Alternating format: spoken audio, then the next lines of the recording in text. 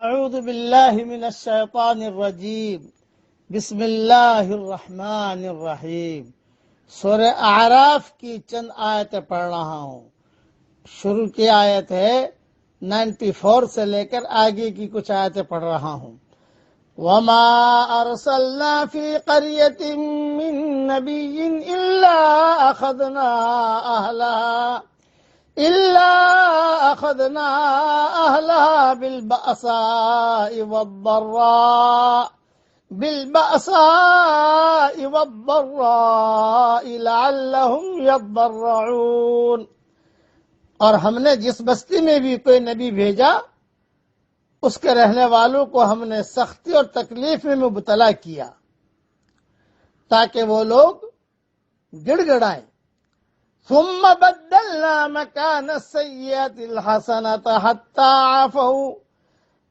عفوا وقالوا قد مس آباءنا الضراء والسراء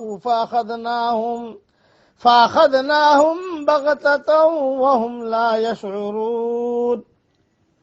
پھر ہم نے دکھ کو سکھ سے بدل دیا یہاں تک کہ انہیں خوب ترقی ہوئی، اور وہ کہنے لگے کہ تکلیف اور خوشی تو ہمارے باپ دادوں کو بھی پہنچتی رہی ہے۔ پھر ہم نے ان کو اچانک پکڑ لیا اور وہ اس کا گمان بھی نہ رکھتے تھے۔ وَلَوْ أَنَّ أَهْلَ الْقُرَىٰ آمَنُوا وَاتَّقَوْا لَفَتَحْنَا عَلَيْهِمْ بَرَكَاتٍ مِّنَ السَّمَاءِ وَالْأَرْضِ۔ اور اگر بستیوں والے ایمان لاتے اور ڈرتے تو ہم ان پر آسمان اور زمین کی نعمتیں کھول دیتے، مگر انہوں نے، آگے کی آیت کا ترجمہ ہے وَلَٰكِن كَذَّبُوا، مگر انہوں نے جھٹلایا۔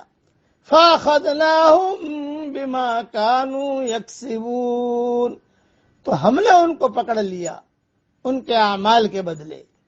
أَفَأَمِنَ أَهْلُ الْقُرَىٰ أَن يَأْتِيَهُمْ بَأْسُنَا بَيَاتًا وَهُمْ نَائِمُونَ، پھر کیا یہ بستی والے اس سے بے خوف ہو گئے ہیں کہ ان پر ہمارا عذاب آئے، رات کے وقت آ پڑے جبکہ وہ سوتے ہوں۔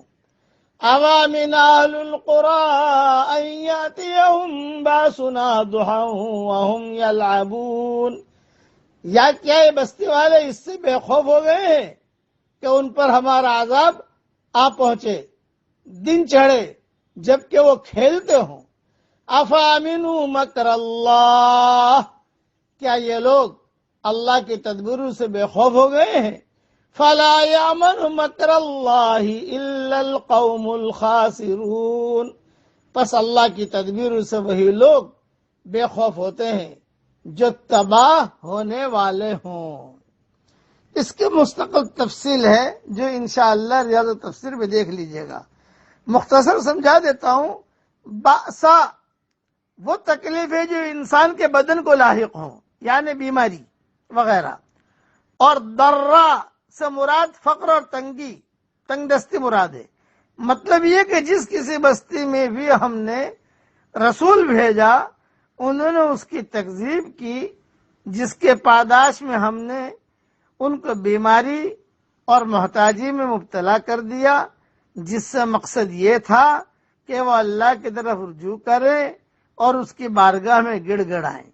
یعنی فقر اور بیماری کی ابتلا سے بھی جب ان کے اندر رجوع اللہ کا داعیہ پیدا نہیں ہوا تو ہم نے ان کی تنگ دستی کو خوشحالی سے اور بیماری کو صحت اور عافیت سے بدل دیا تاکہ وہ اس پر اللہ کا شکر ادا کریں۔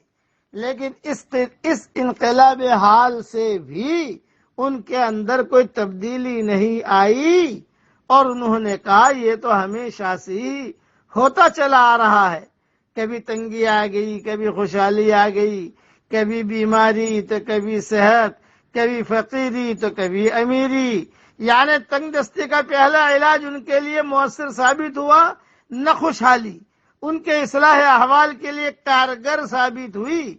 وہ اسے لیل و نہار کی گردشی سمجھتے رہے اور اس کے پیچھے تار فرما قدرت الہی اور اس کے ارادے کو سمجھنے میں ناکام رہے، تو ہم نے پھر انہیں اچانک اپنے عذاب کی گرفت میں لے لیا۔